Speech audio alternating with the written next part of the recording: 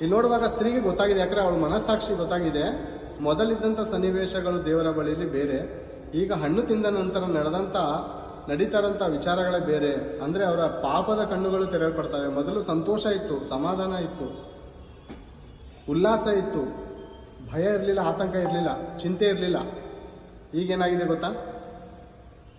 ಚಿಂತೆ ಸ್ಟಾರ್ಟ್ ಆಗಿದೆ. ವಂಚನೆಗೆ ಒಳಗಾಗಿದ್ದಾಳೆ. ಯಾರು? ಸ್ತ್ರೀ. ವಂಚಿಸಿದ್ದು ನಾನು ತಿಂದೇನೆ ಎಂದು ಉತ್ತರ ಕೊಟ್ಟಳು. ಆಗ ಯೆಹೋವ ದೇವರು ಸರ್ಪಕ್ಕೆ, ನೀನು ಈ ಕಾರ್ಯವನ್ನು ಮಾಡಿದ್ದರಿಂದ ಎಲ್ಲ ಪಶುಗಳಲ್ಲಿಯೂ ಅಡವಿಯ ಎಲ್ಲ ಮೃಗಗಳಲ್ಲಿಯೂ ಶಾಪಗ್ರಸ್ತವಾದಿ. ನೀನು ಹೊಟ್ಟೆಯಿಂದ ಹರಿದು ನಿನ್ನ ಜೀವಮಾನದ ದಿನಗಳಲ್ಲೆಲ್ಲ ಮಣ್ಣೆ ತಿನ್ನುವಿ. ಏನು ಹೇಳ್ತಾ ಇದ್ದಾರೆ? ಏನು ಶಾಪ ಕೊಡ್ತಾ ಇದ್ದಾರೆ ದೇವರು?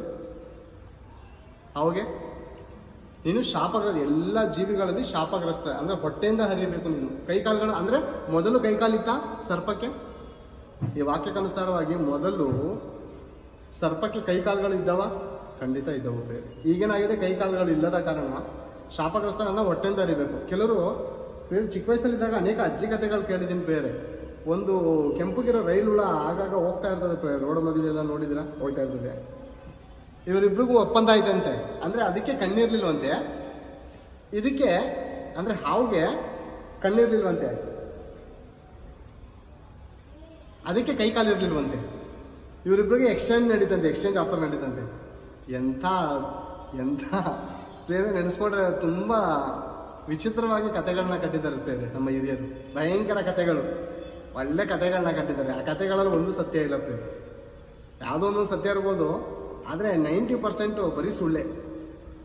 ಬೈಬಲ್ ಓದುವಾಗ ನಮ್ಗೆ ಅರ್ಥ ಆಯಿತು, ಇದೆಲ್ಲ ಕಥೆಗಳ ನಮಗೆ ಹೇಳಿದ್ದು ನಮ್ಮ ಅಜ್ಜಿ ಅಂತ ಅನಿಸ್ತು ಪ್ರೇರೆ. ಒಳ್ಳೊಳ್ಳೆ ಕಥೆಗಳು ಸೇರಿಸ್ತಾರೆ ಮೊಮ್ಮಕ್ಕಳಿಗೆ ಮಲಗಿಸೋಕೆ ತುಂಬ ಕಥೆಗಳನ್ನ ಹೇಳಿ ಹೇಳಿ ಹೇಳಿ ಪಾಪ ಆ ಹುಡುಗರುಗಳು ಸತ್ಯ ತಿಳ್ಕೊಳ್ಳೋಷ್ಟೊತ್ತಿಗೆ ಬಹಳ ವರ್ಷಗಳಾಗುತ್ತೆ. ತಿಳ್ಕೊಂಡಾಗ ಗೊತ್ತಾಗುತ್ತೆ ನಮ್ಮ ಅಜ್ಜಿ ಹೇಳಿದ್ದು ನಿಜವಾದ ಕಥೆನೇ, ನಿಜವಲ್ಲ ಅದು. ಕಥೆನೇ ಹೊರತು ಜೀವನ ಅಲ್ಲ ಅದು. ಅದು ಕಣ್ಣು ಕೊಡ್ದಂತೆ, ಇದು ಕಾಲು ಕೊಡ್ದಂತೆ. ಕಣ್ಣು ಕಾಲು ಎಕ್ಸ್ಚೇಂಜ್ ಮಾಡ್ಕೊಳ್ಳೋಂಥ ಶಕ್ತಿ ಅವ್ರಿಗೆ ಇದ್ದಿದ್ರೆ ಇನ್ನು ಹೇಗಿರ್ಬೋದಾಗಿತ್ತು ನೋಡಿ. ಇಬ್ರಿಗೂ ಕಣ್ಣು ಬದಲಾಯಿಸ್ಕೊಳ್ಳೋಕ್ಕೆ, ಕಾಲು ಬದಲಾಯಿಸ್ಕೊಳ್ಳೋಕ್ಕೆ ಶಕ್ತಿ ಇದ್ದಿದ್ರೆ ಇವುಗಳಿಗೆ ಮತ್ತೇನೇನೇನೆಲ್ಲ ಮಾಡ್ಬೋದಾಗಿತ್ತು ಇವು. ಹಂಗೆ